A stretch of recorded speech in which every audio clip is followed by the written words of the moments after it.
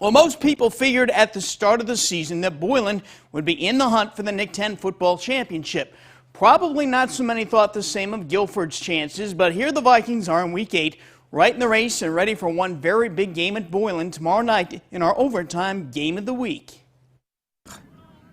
The Titans have been who we thought they were, an outstanding football team with talent all over the field. The Vikings have exceeded a lot of expectations. After all, they only won 2 games last year. Now they're 6-1, the same as Boylan. So what's been the big difference for the Vikings this year? I think the biggest difference is our senior group. It really, from day one, we have way more leaders than last year. We had some very good leaders last year, but now we have a lot of them. John Cacciatore had a feeling the Vikings were going to be difficult to handle this season in year 2 under Capriotti. You got a new coach last year. He's establishing culture, offense, defense, all of his X's and O's. You could watch them last year and see that they were getting better every week. As you watch him through all the games in year 2, each week they're getting steadily better. I think all along we could do it. We just we got the motivation this year. It's a lot of people's senior year, so we're really here to prove ourselves. The addition of junior quarterback Skylar Wolf, a transfer from Rockford Lutheran, has also been a big reason behind Guilford's transformation.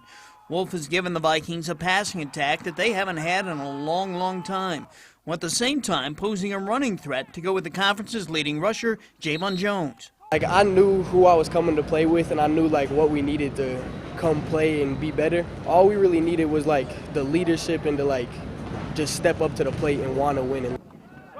The Vikings are also one of the most physical teams in the conference, yet some people are still taking a wait-and-see attitude toward the Vikings, waiting to see if they can win a big game against a Boylan this week or Belvedere North next week. I think there's a difference between thinking you could do it and knowing you can do it. I definitely think we know we're good. We're going to find out how good we are. The Titans, they know how to win big games. The last 2 weeks, they took down Hononegah and Harlem. Been kind of holding on tight here 2 weeks in a row. You're getting after the Hononegah game, the Harlem games. The Titans have scored the most points in the NIC-10 this season. They've also given up the fewest amount of points. They've been on a mission since losing in Week 3 to Belvedere North, the same way Guilford suffered its only loss of the season to Hononegah.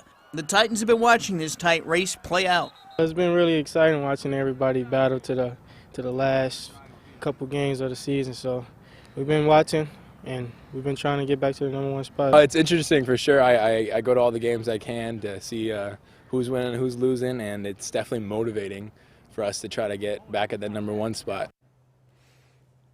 The last time Guilford won a NIC-10 championship was in 1982. The Titans' last championship was in 2019.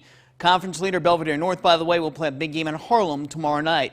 Reagan Holgate and I will have highlights of those games and many more tomorrow night at 11 o'clock in overtime on Fox 39. In baseball's playoffs today, the